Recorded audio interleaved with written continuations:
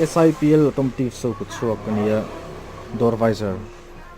tha mema ke ve me thailo mai flexible ve kani door visor tam takan bu ho he janin e nisa te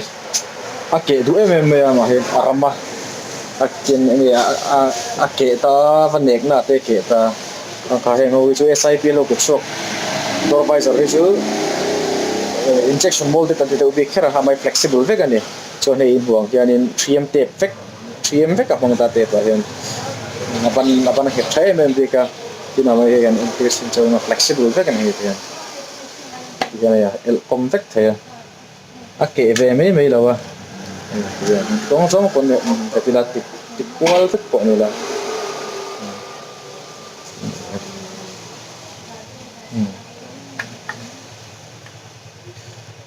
ake ve me lo ni injection mold kan tia asan chu hello door visor pakhat leki le as alusin le tur om lo shin ta door visor he ka